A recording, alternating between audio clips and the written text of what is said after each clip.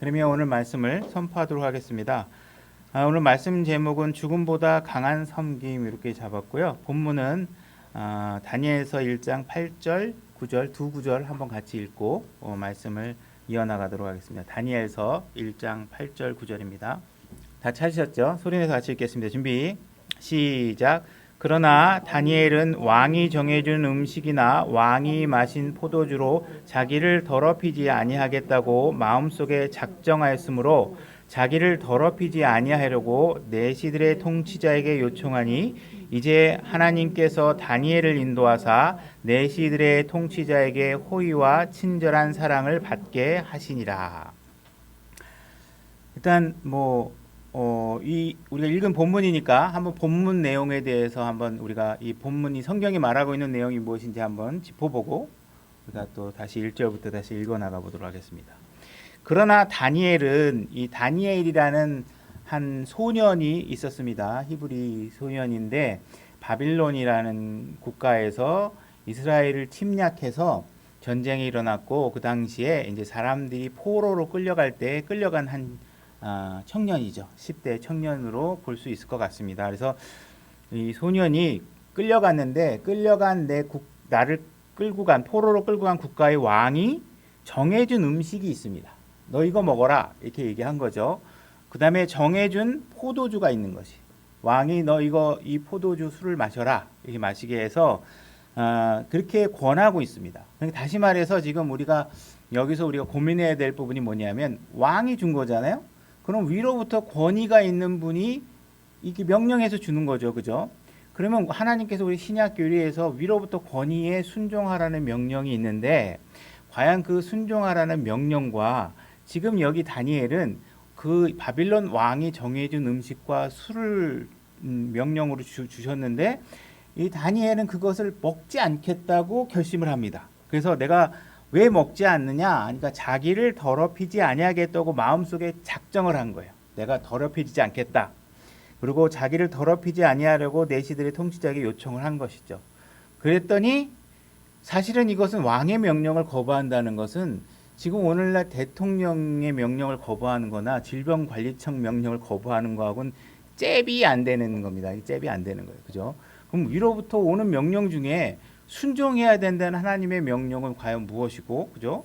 우리가 거부해야 될 명령이 무엇인지 한번 생각해 보시는 부분이 됐으면 좋겠고, 그래서 지금 다니엘은 그거를 단호히 거절했다는 것이죠.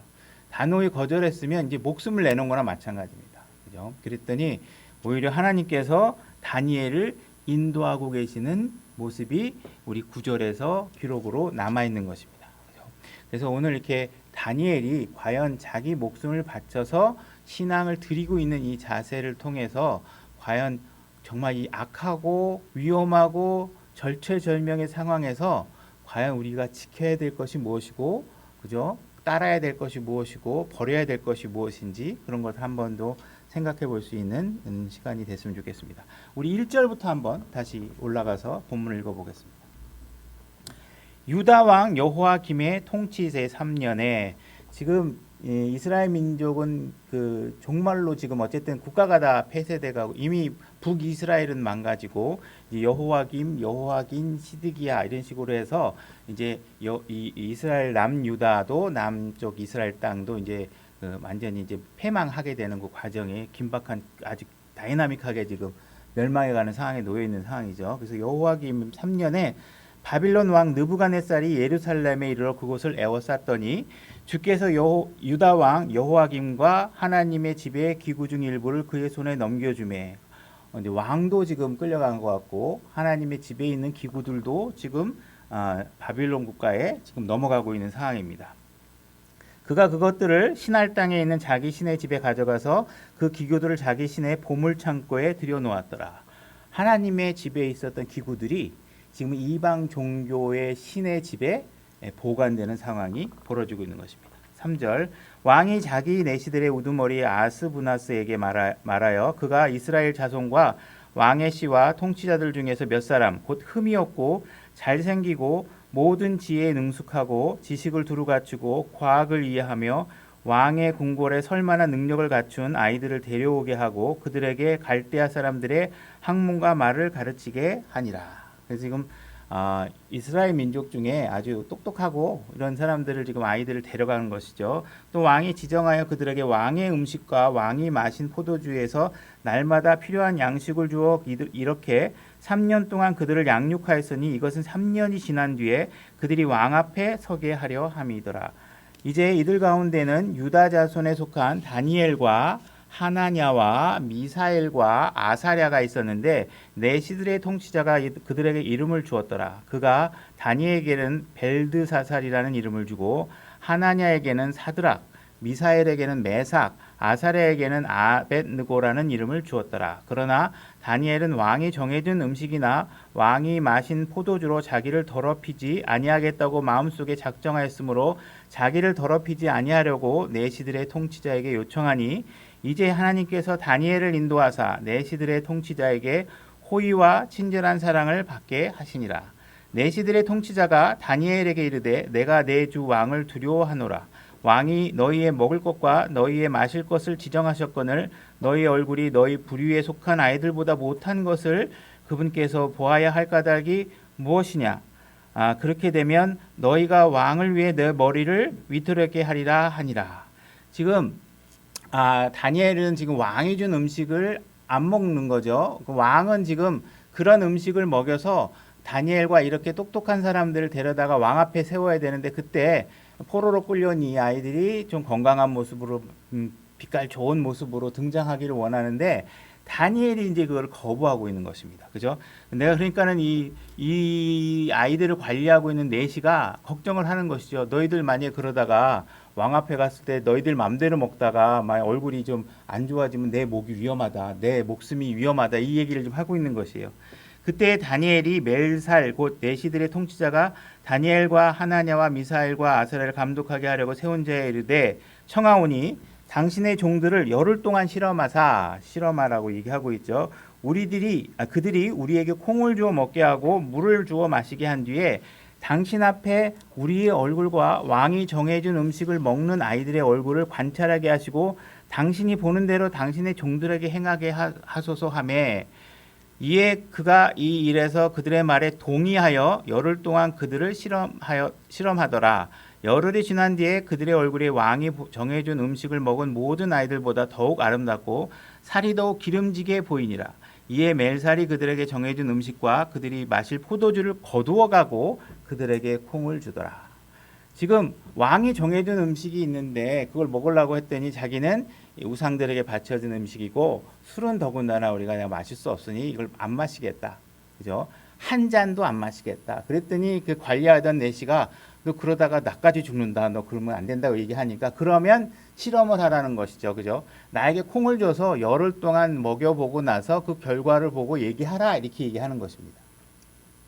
여기서 우리가 교훈적으로 받아들일 수 있는 것은 무엇이냐 하면 자기가 믿고 있는 하나님과 자기가 믿고 있는 신앙에 대해서 누구에겐가 우리가 복음을 전하고 할 때는 증인이 되는 삶을 사셔야 됩니다. 다시 말해서 여러분들이 예수 그리스도를 믿으면 그 안에 생명이 있습니다. 예수 그리스도를 믿으면 그 안에 기쁨이 있습니다. 나는 세상이 주는 건 먹고 싶지 않습니다. 나는 그것과 타협하지 않겠습니다. 얘기했는데 야 지금 이게 세상이 이게 얼마나 좋고 즐겁고 한데 이런 것들을 왜 안 하려고 해? 너 안 하면 너 안 좋아 막 이렇게 얘기할 때 실험해봐라. 네가 나를 관찰해보고 내가 하나님 말씀대로 살았을 때 그 모습이 어떤지 네가 보고 정말 하나님이 주신 기쁨이 내 안에 드러나는지를 보고 그러면 너희들이 하나님 믿을 수 있지 않겠냐 하는 걸로 우리가 교훈을 삼을 수 있다는 것이죠. 결국 증인이 되는 삶이라는 뭐냐면 여러분들이 입으로 나르고 있는 복음의 메시지가 여러분들 안에서 인하고 있다는 사실들을 상대방이 그걸 모르고 있는 사람들이 보고 확인할 수 있게 해줘야 된다는 것이에요. 여러분들이 세상 사람들에게 복음을 얘기하고 그리스도 안에 기쁨이 있다 그러고 화평이 있다 그러고 난 누구 원수도 사랑할 수 있다고 얘기하는데 내 삶이 내 가족 안에서도 화평이 없고 친구 간에도 화평이 없고 교회 안에 와서도 성도들 간에서도 화평이 없고 서로 모함하고 갈등을 일으키고 한다면 그거는 누군가가 보고 에이 그거 뭐 나하고 다른 거 하나도 없네. 그러면 하나님을 못 믿게 되는 상황이 벌어지잖아요. 그죠? 지금 이런 상황도 벌어지고 있다는 사실을 이해하시고 그러면 이제 다니엘이 왜 이렇게 포로로 끌려가게 하나님께서 하셨는지 그 배경이 어떤 상황에서 일어난 건지를 우리가 역대하 36장 14절로 가서 한번 확인해 보겠습니다. 36장 14절 제가 읽겠습니다. 또 제사장들의 모든 우두머리들과, 다시 말해서 그 이스라엘은 특히 제사장 위주의 통치 국가이기 때문에 그 제사장들과 우두머리 그러면 그 지역의 이제 치리자들, 지도자급에 해당하는 모든 사람들, 이런 사람들과 백성들까지도 뭘 하고 있냐면 이교도들의 모든 가증한 일을 본받아, 이렇게 얘기하고 있습니다. 하나님께서 이들을 하나님의 백성으로 구별시켜 놨는데 이들이 지금 하고 있는 일이 뭐냐면, 와, 세상 사람, 이방 국가, 이방 국가들이 왕을 뭐 섬기고, 예를 들어서 뭐 갖고 있는 종교라든지 그들이 쓰고 있는 언어라든지 그들이 하고 있는 모든 습관이라든지 문화들에 대해서, 와, 멋지다, 야, 우리도 좀 하나씩 배우자 하면서 그걸 지금 동화되고 있다는 거예요. 매우 많이 범법하고 주께서 예루살렘에서 거룩하게 하신 그분의 집을 더럽게 하였더라. 하나님의 성전을, 그죠? 하나님이 거하시는 곳을 더럽게 하고 있는 것이죠. 왜? 그들의 관심 거기 있는 게 아니라 이방인들의 종교에 관심이 있고 문화에 관심이 있는 것이죠. 15절, 주 그들의 조상들의 하나님께서 자신의 백성과 자신의 거처를 불쌍히 여기셨으므로, 하나님께서는 그래도 이스라엘 백성들이 저렇게 어리석은 일들을 하고 있지만 긍휼히 여기시는 마음이 있는 거죠. 하나님의 목적은 여러분들이 죄를 지었을 때 여러분들을 징계하고자 하는 것에 목적이 있는 것이 아니라 어디에 관심이 있냐면 빨리 잘못 가고 있는 길로부터 돌아서게 하는데 관심이 있으시다는 거예요. 불쌍히 여기고 계신다는 거예요. 그래서 하나님께서는 자신의 사자들을 통해 그들에게 말씀을 보내시고, 그죠? 늦기 전에 일어나 보내셨으니라. 그러니까 더 내가 한계를 넘어가기 전에 너희들이 돌아왔으면 좋겠다고 해서 대언자를 보내고 선지자들을 보내서 너 그렇게 하면 안 된다는 거를 계속 알려준 것이죠. 너 그렇게 하다가 너 망한다, 너 그러다가 큰일 난다, 이렇게 얘기해 준 거예요. 그들이 하나님의 사자를 조롱하고, 그렇게 했더니 이들이 결국은 또 뭘 했냐면 대언자들을 보내줬더니 그런 사람들의 말을 믿지 않고 조롱하고 거짓 대언자들의 말을 시켜서 그 거짓 대언자들의 말을 백성들이 믿게 만든다든지, 이렇게 하면서 이들을 조롱하고 학대하고 죽이기까지도 하는 일들이 벌어지는 것이죠. 그분의 말씀을 멸시하여 그분의 대언자들을 학대하여 마침내 주께서 자신의 백성을 향해 진노하사 구제할 길이 없게 되었더라. 하나님에게서도 한계가 있으시다는 거예요. 내가 정말 너희들이 돌아왔으면 좋겠고 긍휼을 내가 베풀지만 그거에는 한계가 있고 시기가 있는데 그 안에 내가 최선을 다했는데 너희들이 안 들었으니 이제 하나님께서는 어떻게 하시겠다는 거예요? 이제 안 되겠다, 포기하겠다는 거예요. 더 이상 너희들을 이 방법으로 구제할 길은 없어서 이제는 어떻게 해요? 다 멸망시켜버리고 내가 새롭게 다시 시작을 하는 방법을 밖에 없다. 내가 너희들을 다 멸망시켜버리겠다 하는 이런 것들을 말씀하고 계신다는 거예요. 우리 오늘날 신약교회 성도들이 이 말씀을 통해서 배워야 될 교훈들은, 우리가 뭐 10대, 20대 우리 젊었을 때 우리가 하나님에 대한 말씀을, 귀한 말씀을 듣고, 아니면 나이가 먹어서도 마찬가지겠죠. 우리가 하나님의 말씀을 듣고 하나님의 말씀대로 안 했더니 뭐 하나님이 바로바로 뭐 징계하는 것도 아니고, 일단은 당장 뭐 내가 육신이 요구하는데 육신이 땡기는 대로 내가 마음대로 살겠다, 막 이렇게 살죠. 막 죄를 져도 하나님이 막 바로바로 뭐 징계하는 것도 없고 그냥 그 당시엔 즐거움에 쌓여서 지내게 됩니다. 그죠? 세워라 내워라 지내다가 에이 하나님이 어디 있겠어 뭐 이렇게 살아도 상관없나 봐. 하나님의 긍휼하심과 그래도 그 가운데 계속 하나님께서 우리에 보내주는 경고들을 계속 무시합니다. 그죠? 부모님을 통해서 얘기하고 목회자를 통해서 얘기하고 믿음의 선배들을 통해서 그렇게 신앙생활하면 안 된다고 얘기하는데도 에이 그냥 이 정도는 괜찮아, 어떻게 신앙생활을 그렇게 빡빡하게 그렇게 할 수 있겠어, 뭐 그냥 유도리 있고 유연성 있게 하는 게 좋아, 그러면서 자기 기준으로 삽니다. 그러다가 이제 40대 50대가 되어서 이제 자기 육신적인 한계도 드러나고 이제 어디 가서 발바닥 비빌 만한 능력도 안 되고 그러면 이제 되돌아보죠.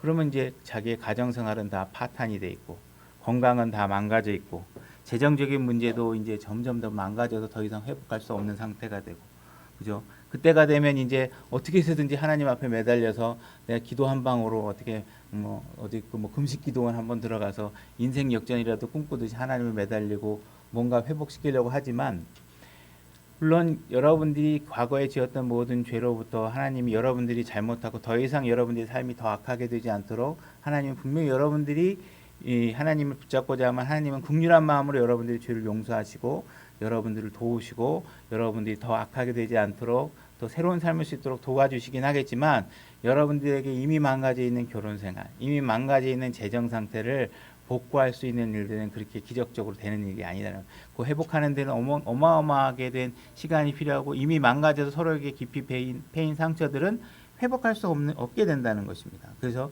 하나님께서는 때로는 여러분들을 위해서 더 이상 내가 할 수 있는 방법이 여러분들에게 징계나 아니면 더 아픈 고통으로 여러분들을 재건설하는 일을 시작하실 수도 있다라는 것이죠. 그죠? 여러분들이 원하지 않은 방법으로 여러분들에게 축복이 일어날 수도 있다라는 것이. 그래서 지금 여기서 지금 하나님께서 보여주고 있는 다니엘서 이 메시지는 뭐냐 하면, 하나님께서 지금 너희들을 내가 하나님의 특별한 백성으로 구별해 놓고 너희들은 내가 가르쳐주는 방법대로 살고 내가 가르쳐주는 방법대로 먹고 입고 하나님께 경배드리고 내가 가르쳐주는 대로 하나님을 섬기도록 이렇게 말씀해 주셨는데, 이들은 전부 다 마음속에 뭐냐 하면 갈대아 사람들의 생활 방식과 이방인들의 생활 방식들이 너무 멋있어 보이고 자유스러워 보이고 뭐 하다못해 뭐 섹시해 보이고 해서 그들의 삶에 매료돼 있다는 것이에요. 그래서 결국은 하나님께서 얘기하는 게 이겁니다. 네가 그렇게 바빌론처럼 살고 싶어? 그죠? 여러분들에게 하나님 뭐라고 했어요? 너 그렇게 세상 사람처럼 살고 싶어? 그죠? 그러면 하나님이 어떻게 해요? 그래, 그럼 한번 살아봐. 네 맘대로 한번 해봐. 그죠? 이렇게 하나님께서 하신다는 거예요. 다니엘 이스라엘 민족에게 하나님께서 내린 징계가 뭐냐 하면, 그래, 그러면 한번 바빌론에게 한번 그 네가 흠모하는 바빌론에게 한번 포로로 끌려가서 바빌론의 침략을 받아서 바빌론에 가서 실컷 살 수 있게 내가 해줄게. 이렇게 한다는 것이죠. 그래서 여러분들이 정말 마귀를 섬기고 살고 싶으냐? 그죠? 죄를 짓고 그렇게 살고 싶으냐? 그렇게 얘기하면 하나님은, 그러면 내가 더 이상 너희를 보호해 줄 수 있는 일을 할 수가 없다. 네 마음대로 한번 해봐라. 이런 상황이 벌어진다는 것이죠. 그죠? 우리가 너희가 한번 그러면 세상의 노예가 한번 되어봐라. 세상이 하고 있는 대로 한번 해봐라. 결코 그 세상의 노예가 되는 일이 그렇게 즐겁지 않다는 것을 곧 깨닫게 될 것이다. 이렇게 얘기하시는 것입니다. 여러분들이 하나님의 말씀대로 살면 하나님은 결코 보상을 잊어버리시는 분이 아니십니다. 하나님께서 여러분들에게 말씀하시는 대로 살다가 때로는 힘들고 때로는 어려움을 겪더라도 하나님은 그 어려움과 고난을 통해서 여러분들에게 더 많은 풍성한 것으로 채워주고자 커다란 보상들을 준비하고 계시는 분이에요. 그러나 여러분들이 세상에 복종하고 세상에 좋아서 그곳으로 가게 되면 여러분들은 결국은 그것의 끝은 패망으로 도착한다는 것이에요. 그들이 입으라고 하는 옷을 입고 그들이 하라는 언어대로 살고 그들이 제시하는 문화에 휩싸여서 살다 보면 여러분들의 삶은 보상이 아니라 스스로의 패망을 가져올 수밖에 없다는 것입니다. 17절 역대하 36장 17절 계속 읽는 겁니다. 그러므로 그분께서 갈대아 사람들의 왕을 그들에게 데려오심에 그가 그들의 성소가 있는 집에 칼로 그들의 청년들을 죽이며 청년이나 처녀나 나이 든 자나 나이 들어 등이 굽은 자나 불쌍히 여기지 아니하였더라. 그분께서 그들을 다 그의 손에 주시고. 지금 이들이 성소로 피했는데요. 이들이 성소로 피한 것은 무슨 이유냐면 그들은 이스라엘 민족으로 살 때 하나님께서 그들이 어떠한 위기 속에서 자기를 도피시킬 수 있는 장소를 마련해 주셨어요. 그래서 그들이 성소로 피하게 되면 이스라엘의 다른 민족들이 그들은 다른 사람들은 이 이스라엘 민족끼리 귀하게 있어서 성소로 들어간 사람을 쫓아 들어가서 죽이지 않아요. 그러니까 성소로 들어가면 피할 수 있는 것이죠. 근데 지금 이들이 성소를 피했는데 바빌론 국가가 쳐들어와서 성소에 들어가 있으니까 그걸 보고 성소에 있네? 못 죽이겠네? 이렇게 하겠냐는 거예요. 안 한다는 거예요. 왜? 그들은 하나님의 법을 모르는 사람들이잖아요. 그래서 그들은 유대인의 율법을 알지 못하는 사람들이에요. 그러니까 그들이 어떻게 해요? 그냥 성소에 들어와서 그들을 다 죽여버리는 거예요. 그죠? 그들이 하나님의 율법과 하나님의 체계 속에서 있을 때는 보호받을 수 있었다고 생각했던 그 장소가 세상과 마귀가 속한 사람들이 쫓아 들어오니까 그들에게는 더 이상 이곳이 보호받을 수 있는 장소가 되어지는 것이 아니죠. 그죠? 그래서 그들은 그 사람들을 이스라엘 민족들을 불쌍히 여기지 않는다는 것이에요. 그죠? 그래서 그들에게 와서 칼을 들이댈 때 그들이 여기 성소인데 나 하나님의 백성이야. 그럼 이 바빌론이 그래? 그럼 죽이면 안 되는 거야? 그렇게 하겠냐는 것이죠. 그게 어땠다고? 그래서 뭐 여러분들이 세상에 속해 있을 때 난 그리스도인이요, 하나님의 아들이요 그랬을 때 세상 사람들이 그래? 하나님의 아들이야? 뭐 이렇게 하는 거 아니에요. 그들에게는 그냥 먹잇감인 거죠. 여러분들이 그냥 털릴감이지 여러분들을 존중받으려고 하는 사람이 아니라, 여러분들이 존중받을 수 있는 건 그리스도 안에서, 그 여러분들이 하나님의 아들이라는 것을 아는 사람들 사이에서 여러분들이 존중받을 수 있다라는 것이에요. 그죠? 그래서 무언가 바빌론이 좋다고 그렇게 가봐야 사실은 여러분들은 그곳에서 전혀 보호받을 수 없다라는 것이에요. 나는 바빌론의 여자가 좋고 바빌론의 술이 좋고 바빌론이 사용하고 있는 모든 언어와 타락한 언어들이 좋고, 그죠? 그들이 만든 영화 산업이 좋다고 하고 그렇게 해봐야 그곳에는 하나님의 긍휼이 있지 않다는 것이에요. 그곳에서 하나님의 긍휼을 바랄 수 없다라는 것이에요. 여러분들이 세상이 좋아서 나가서 술을 마시고 뭐 1차, 2차 가고 옆에 여자 끼고 술을 마시고 막 신나죠. 우리 육신은 그걸 좋아합니다. 그죠? 그걸 좋아하지 않을 사람이 없겠죠. 우리가 하나님을 모른다 그러면. 그죠?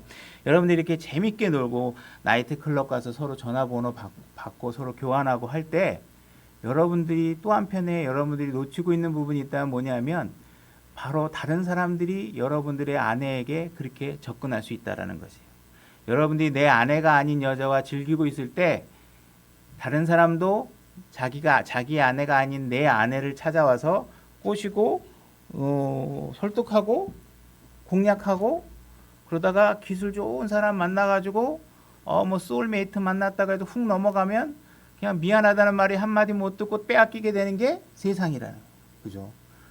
교회 안에서 여러분들은 여러분들의 각 하나님 율법에 따라 우리는 각각의 규칙을 지키고 서로를 존중하고 보호해주는 삶을 살지만 세상은 그렇지 않다는 거예요. 그런 세상에 여러분들이 속해서 살고 싶냐는 것이죠.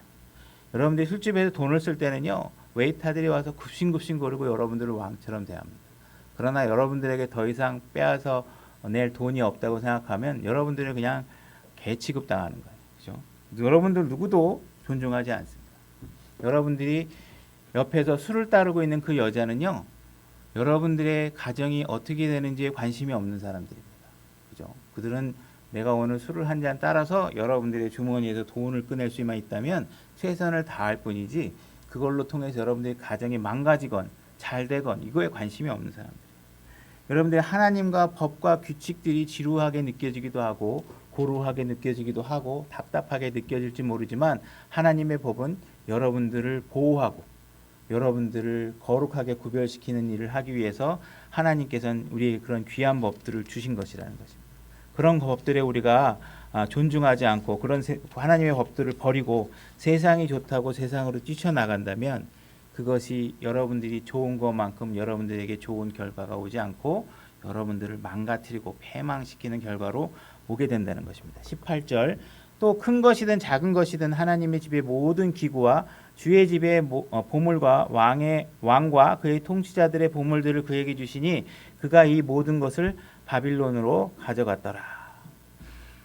구약에는요, 하나님께서 눈에 보이는 왕국과 눈에 보이는 자신의 백성들을 관리하시던 시대입니다. 경륜에 속해 있고, 그래서 하나님께서는 그들이 성전을 지을 때는 많은 사람들이 자기의 금과 은을 갖다 바쳐서 성전을 지었고, 성전의 벽면도 금으로 바르고 뭐 여러 가지 기구들을 금으로 함으로 인해서 성전의 어떤 물질적인 외형들이 이렇게 거창하게 잘 드러나면 이방 신들이, 그 당시에는 구약은 거의 신들의 전쟁이죠. 각각의 국가마다 신들을 섬겼으니까. 그래서 다른 신들보다 우리 여호와 하나님의 신들이 더 우월하다는 사실을 무엇으로 보여줬냐면 성전의 건물의 화려함과 나름대로 이 모양으로 보여주려고 하는 것들을 허락하셨어요.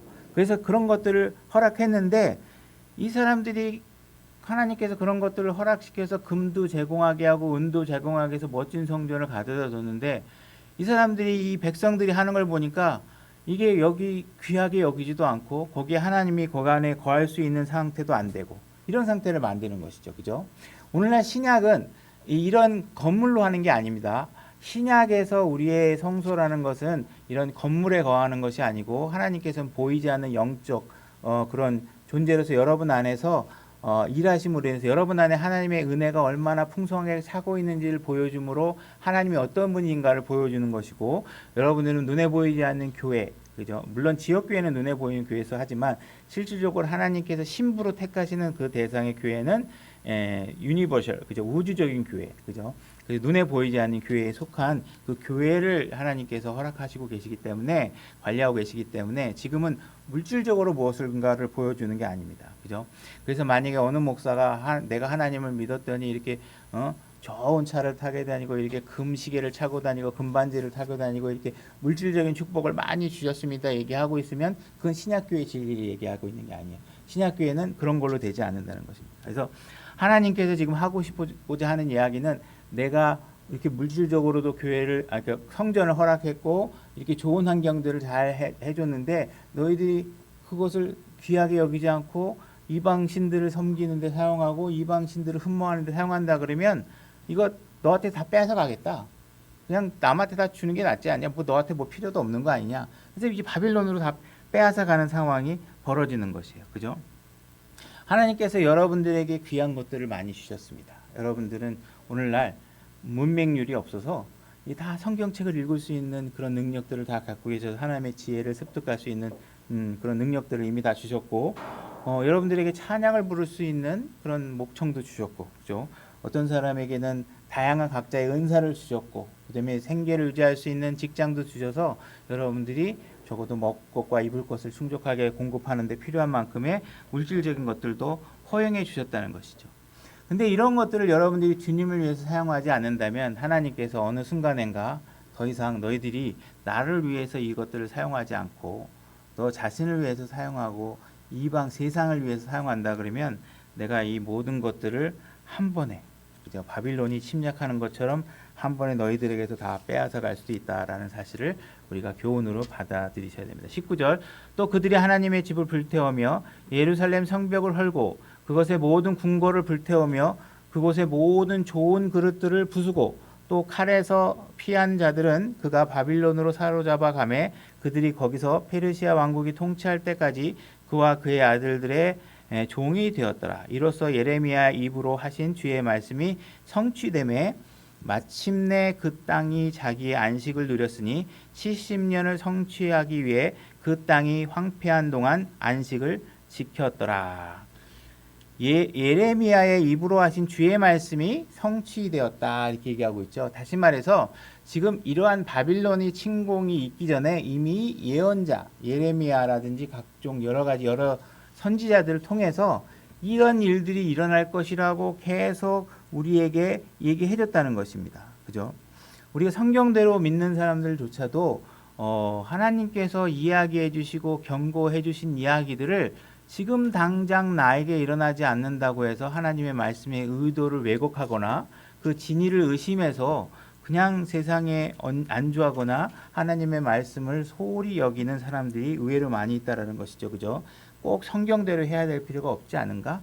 성경에 없는 이야기들을 자꾸 더하거나 빼거나 하면서 자신만의 교리를 구축하는 목회자들이 자꾸 제 눈에 들어와서 거슬립니다. 그래서 저도 보면 분명히 저분이 옛날에 저런 분이 아니신 것 같은데 성경에 없는데 막 갑자기 막 기준을 제시하세요. 그래서 뭐 예를 들어서 뭐 장로는 80 이상이 돼야 된다든지 뭐 이런 것들은 성경에 80 이상이 장로라는 게 어디 있습니까? 근데 이상한 기준들을 자꾸 더하셔서 굳이 그렇게 하셔야 될 이유가 없는데 왜 그렇게 하시는지 잘 이해가 안 가기도 합니다. 그래서 우리 하나님께서 분명히 예언들을 주시고 그 예언은 결코 바뀌지 않는다. 결코 하나님의 말씀은 내 마음대로 자의적으로 더하거나 빼서 기준을 만들어서는 안 된다. 이걸 아셔야 됩니다. 예레미야 25장 8절로 가겠습니다. 그러므로 만군의 주가 이같이 말하노라. 너희가 내 말을 듣지 아니하였은즉 이렇게 얘기하고 있습니다. 지금 바빌론이 침공해 와서 이 이스라엘 민족이 패망한 이유는 하나님께서 지금 뭐라고 얘기하고 있냐면 내 말을 안 듣는다는 거예요. 내 말을 안 들어서 너희가 망했다는 거예요. 그죠? 우리가 오늘날 교회들이 망한다. 그러면 그 원인은 뭐냐면 교회가 내 말을 안 듣는다는 거예요. 그죠? 그 교회에 무슨 찬양 밴드가 없어서 우리 우리 교회에 너무 좋은 청년들을 위한 프로그램들이 너무 없어. 이런 게 아니라는 거예요. 그죠? 이 교회는 사랑이 넘치는 교제가 없어. 이런 게 아니라는 거예요. 좋은 목사가 없어. 뭐 이런 게 아니라 성도들이 목회자가 하나님의 말씀을 안 듣는다는 거예요. 내 말대로 하라는 거예요. 자꾸 너 생각대로 하지 말고. 그죠? 근데 자꾸 이렇게 하나님 말씀을 무시하는 데서 문제가 있다는 거예요. 9절 보라 내가 사람들을 보내어 북쪽의 모든 가족과 내 종 바빌론 왕 느부갓네살을 취하고 그들을 데려다가 이 땅과 그것의 주민들과 사방의 모든 민족들을 치게 하며 그들을 진멸하여 그들로 하여금 놀랄 일과 비웃음거리가 되게 하고 영원한 폐허가 되게 하리라 주가 말하노라. 여기 보게 되면 내 종 바빌론의 왕 느부갓네살 이렇게 얘기하고 있습니다. 느부갓네살은 하나님을 모르는 사람이에요. 그죠? 하나님을 모르니까 하나님의 백성을 쳤겠죠. 그죠? 근데 하나님께서 지금 뭐라고 얘기하냐면 내 종이라는 거예요. 그죠? 이 말씀은 무엇이냐 하면 너희들 히브리 민족들, 이스라엘 민족들 너희들 내 백성이라고 했는데 너희들은 내가 시키는 말대로 지긋지긋하게 안 듣는다는 거예요. 자꾸.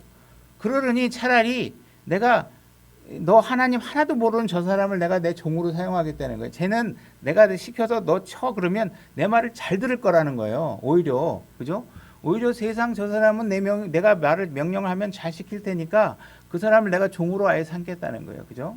그러니까 하나님의 종이 되더라도 좋은 종이 돼야지 이 나쁜 종이 되면 안 됩니다. 이거 나쁜 종이 되면 나중에 이 느부갓네살은 또 하나님한테 또 따로 징계를 받습니다. 그죠? 들어서 사용을 하지만. 그러니까 어쨌든 너희들이 내 종이 돼야 되는데 너희들이 내 말을 안 들으니 아싸리 내가 하나님을 모르는 사람을 내가 시켜서 내 일을 성취시키겠다고 얘기하고 있는 거예요. 비극적인 거죠. 그죠? 10절 또 내가 그들로부터 환희와 소리와 기쁨의 소리와 신랑의 소리와 신부의 소리와 맷돌 소리와 등불 소리를 제거하리라. 결국은 너희들이 안 들으니 내가 느부갓네살을 시켜서 너희들을 멸망시켜서 그 도시가 패망하게 만들어서 그곳에서 기쁨의 소리가 절대로 새어나오지 않게 만들 것이고 오히려 슬픔이 나오게 할 것이고 눈물이 가득하게 만들 것이고 결혼하는 사람도 없게 만들 것이고 등불이 없다는 건 뭐예요? 도시에 무슨 하여튼 오늘날 현대사회 뭐 전력이 다 끊겨서 완전히 그냥 등불이 하나도 안 들어오게 그냥 패망한 어두운 도시로 만들어 버리겠다는 것이죠. 그죠? 11절 그리하여 온 땅은 황폐한 곳이 되고 놀랄 일이 되며 이 민족들은 70년 동안 바빌론 왕을 섬기리라. 주가 말하노라 70년이 찰 때에 내가 바빌론 왕과 그 민족과 갈대아 사람들의 땅을 그들의 불법으로 말미암아 벌하여 영원한 폐허가 되게 하리라. 또 내가 이 땅을 향해 선언한 내 모든 말 예레미야가 모든 민족들을 향해 대언하고 이 책에 기록된 모든 것을 그 땅에 가져오리라. 느부갓네살을 이용해서 내가 이스라엘 땅을 멸하게 할 것이고 느부갓네살이 너희를 멸하게 한 그 잘못은 내가 느부갓네살에게 다시 청구해서 받겠다 이런 말씀하고 계시는데 만약에 느부갓네살이 하나님이 이런 계획들을 알았으면 뭐 쉽게 안 움직일 수도 있었겠죠. 뭐 눈앞에 당장에 근시안적인 사람이면 나중 문제라고 생각하겠지만 어쨌든 이렇게 해서 지금 하나님께서 70년 이렇게 얘기하고 있습니다. 70년이 찰 때까지. 그래서 요 70년이 찰 때까지는 무엇이냐 하면 이스라엘 민족에게는 안식년이라는 것이 있어요. 그래서 우리가 이 안식일에 대한 것은 저도 이제 아직 스타디가 깊지 않아서 이스라엘 민족이 갖고 있는 굉장히 안식일에 대한 규칙도 되게 복잡한 것 같더라고요. 그래서 여기서 얘기하고 있는 것들은 그 복잡한 내용은 아니고 7년에 한 번씩 땅을 휴년을 시켜야 됩니다. 그래서 7년에 한 번씩은 쉬어야 그 땅이 쉬고 다음에 다시 더 좋은 소출을 만들 수 있거든요. 그래서 하나님이 땅을 관리하는 방법을 알려주셨어요. 그렇게 해라. 그랬는데 이스라엘 민족이 490년 동안 이 안식년을 지키지 않고 계속 땅을 갈아서 소출을 받아 먹은 거예요.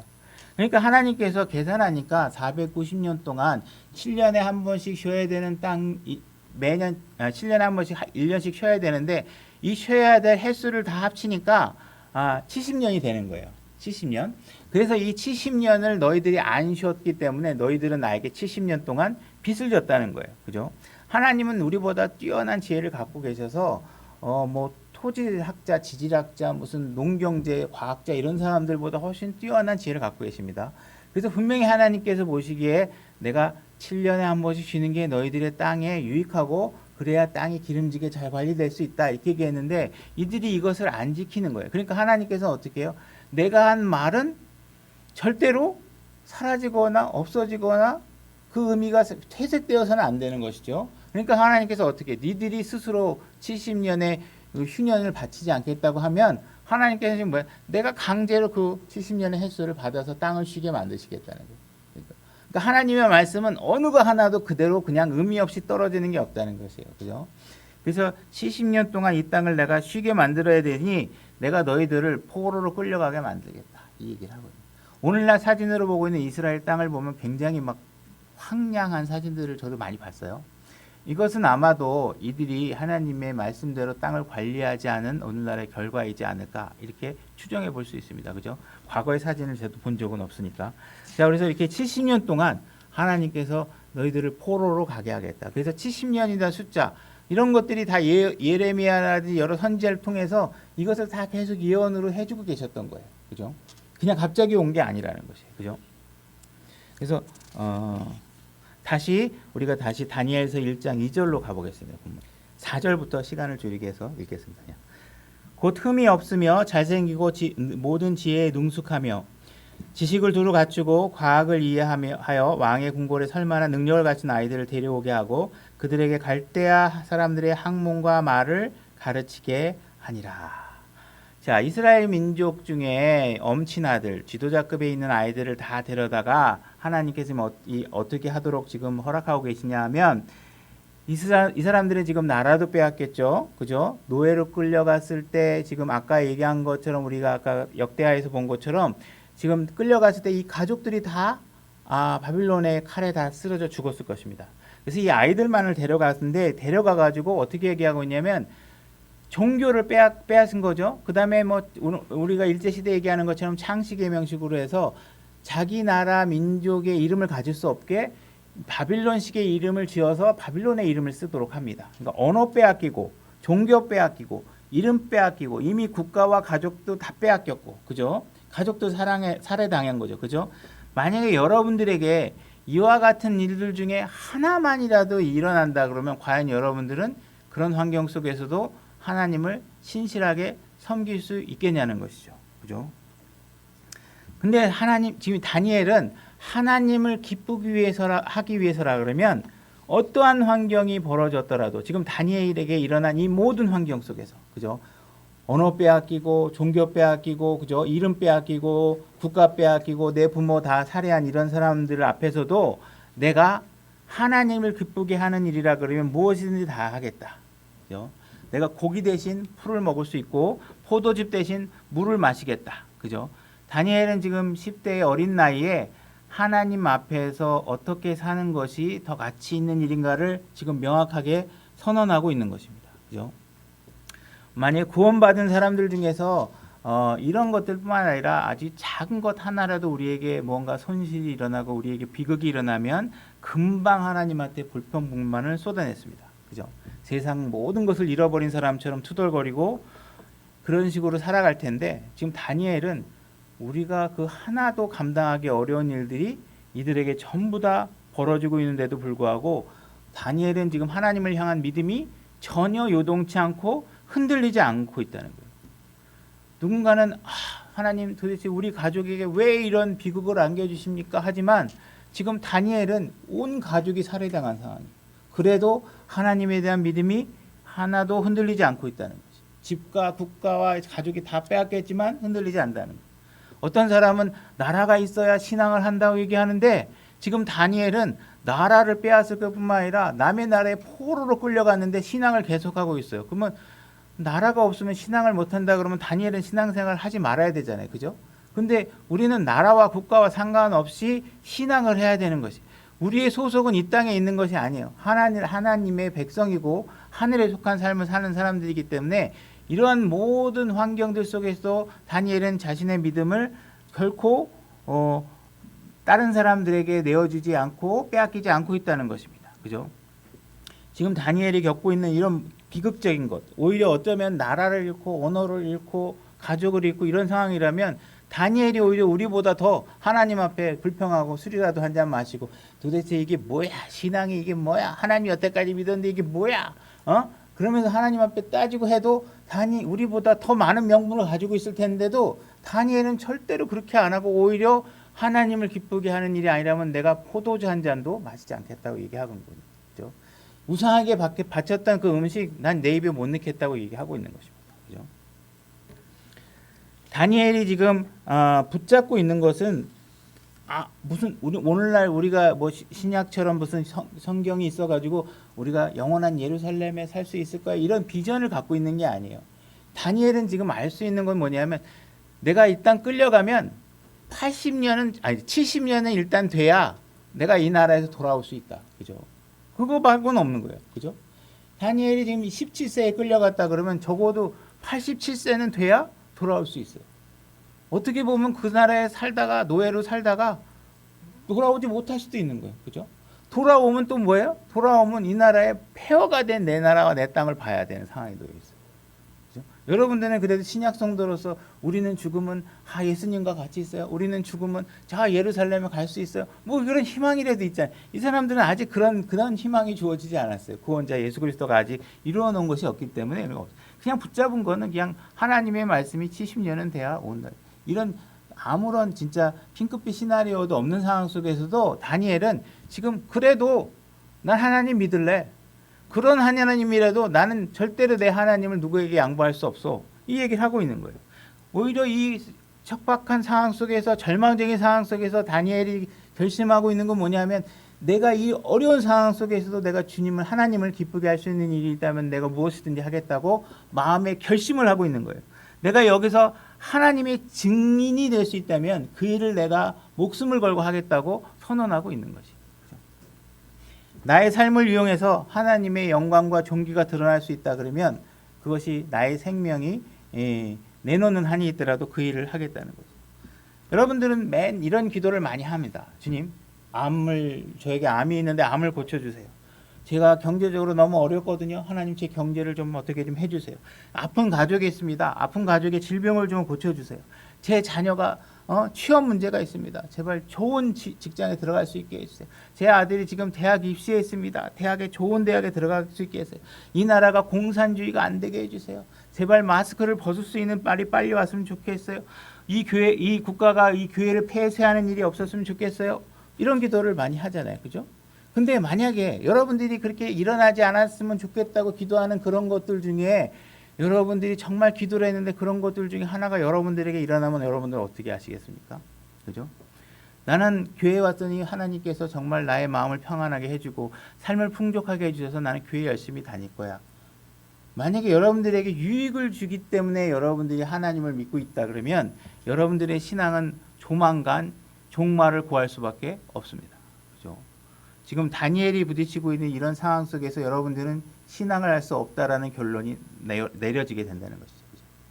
여러분들의 신앙을 하는 원인이 여러분들이 육신의 유익을 위해서 하나님이 나한테 뭘 해주시기 때문에 하나님께서 나에게 뭔가 복을 주시기 때문에 내 마음에 평안을 주기 때문에 그죠? 이런 거기 때문에 내가 교회를 나와야 되고 하나님을 믿는 것이라고 생각한다면 그 신앙은 오래 갈 수가 없는 거죠. 하나님이 원하는 신앙을 하고 있는 게 아닙니다.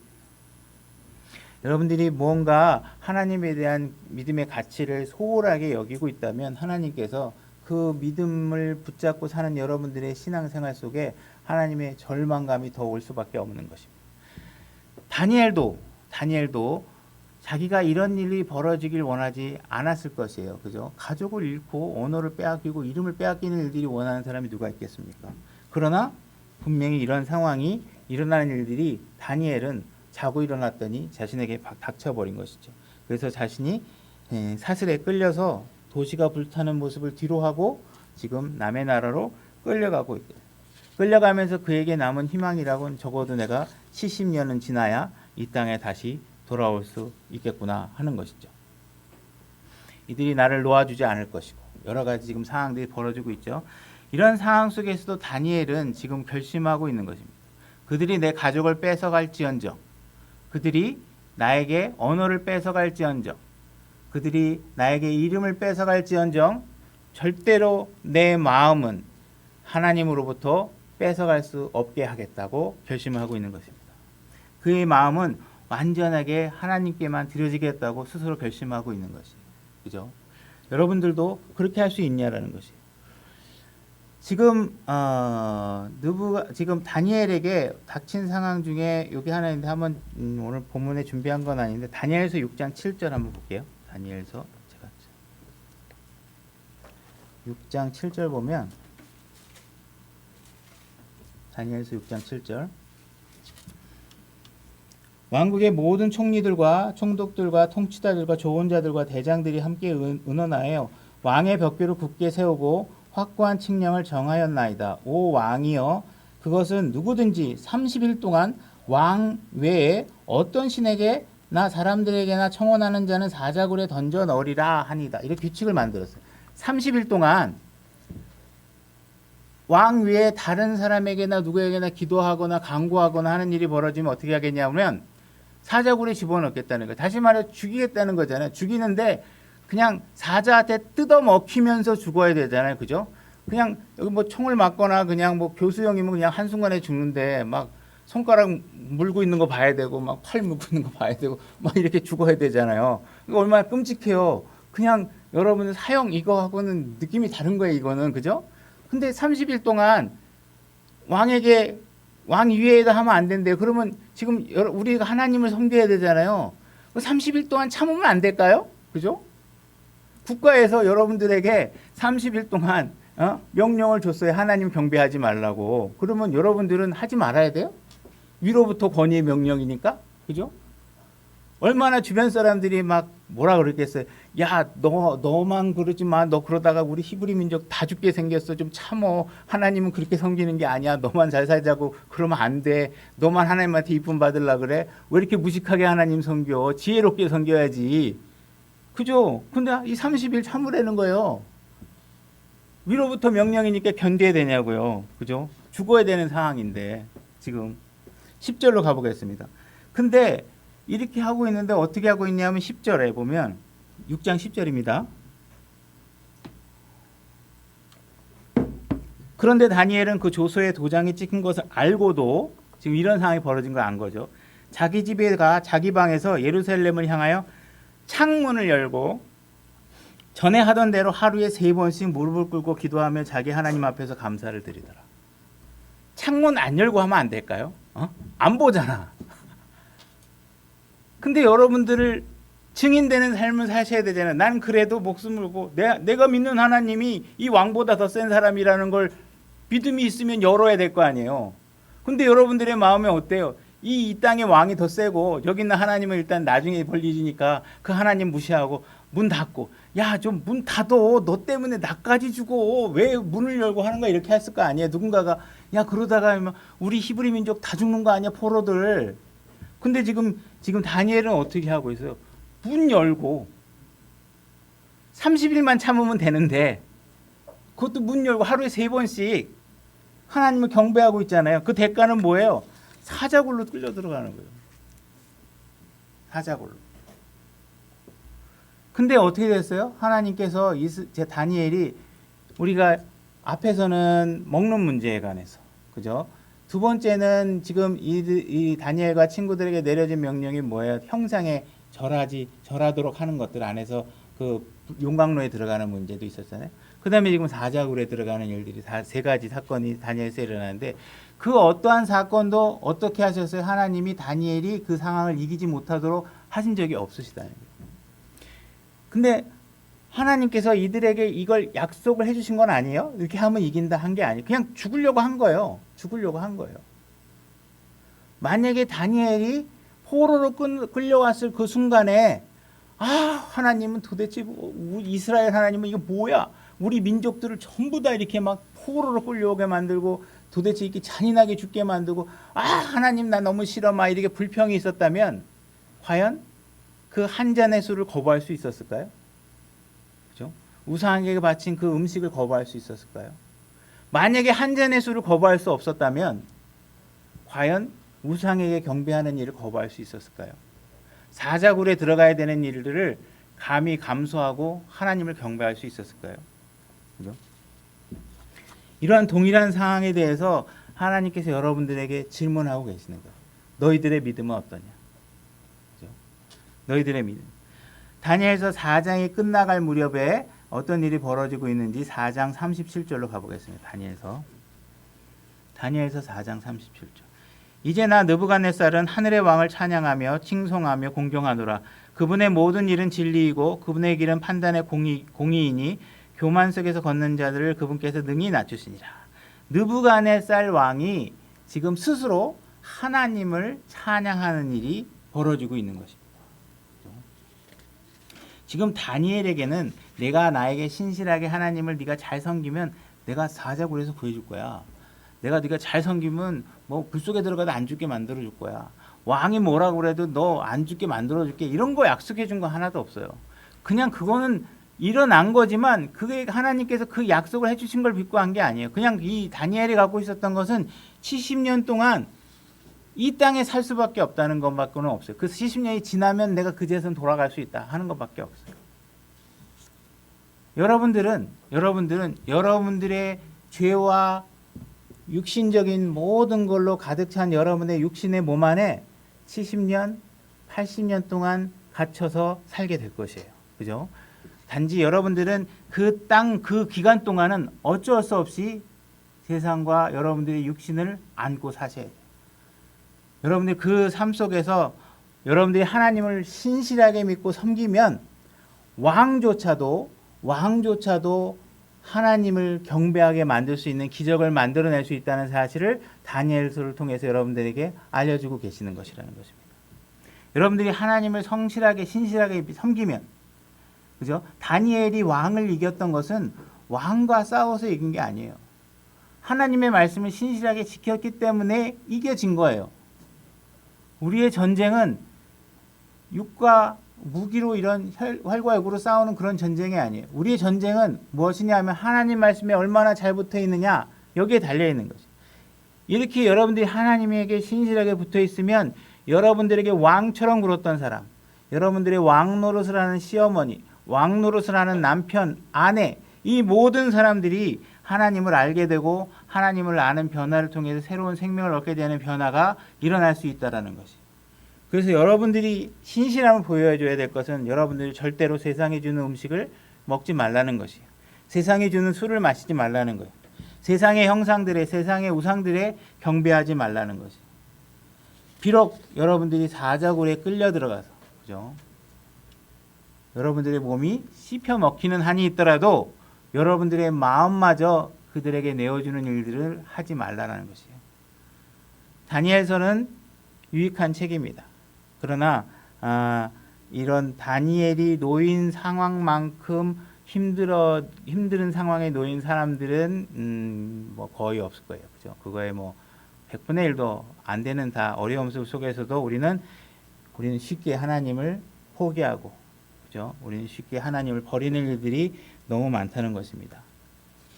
다른 이야기들은 생략하고, 그래서 오늘 우리가 결론적으로 우리가 가져야 될 것은 뭐냐면, 우리 마음을 우리 주 예수 그리스도 이외에 그 어떤 것들에게도 내어주지 않고, 어떠한 세상과 마귀가 여러분들을 소유하고 여러분을 통제할 수 있도록 내어주지 않아야 된다는 것입니다. 그것은 작은 것 하나부터 시작해야 된다는 거예요. 여러분들이 하나를 양보하면 2개를 양보할 수밖에 없고, 그죠? 2개를 양보하면 10개, 100개 모든 것을 빼앗기게 된다는 것입니다. 그래서 우리가 다니엘서를 통해서 보여준 그런 믿음의 사건들을 통해 정말 하나님이 얼마나 가치 있다라는 사실을 여러분들이 정말 마음속에 그 가치를 달아서 정말 소유하고 있는지, 그죠? 정말 내가 전하는 하나님이 어떠한 하나님인지 내 삶을 통해서 드러내고 세상 사람들이 볼 수 있게 만들어주고 있는지, 담대하게 하고 있는지. 하나님이 최고예요. 난 주님을 위해서 목숨까지 버릴 수 있어요. 그랬는데 갑자기 예배드리지 말라니까 다 어디로 삼천포로 다 도망가서 다 교회 문 닫고 다 이런 상황이 되면 하나님 입장에서 슬프겠죠. 그죠? 다행히 저희는 그냥 여러 명 아내라 목숨까지 걸 일도 없으니까 우리는 모여봐야 법 안에 있는 거예요. 다행히 우리가 소독만 하고, 저도 이제 지킬 수 있는 건 최대 지키기 위해서 가림막도 해놓고, 그래서 우리는 목숨까지 걸지 않아도 되니까 이 주어진 상황 속에서 그 모든 상황들 감사하게 여기고 예배를 소중하게 여기는 여러분들 되셨으면 좋겠습니다.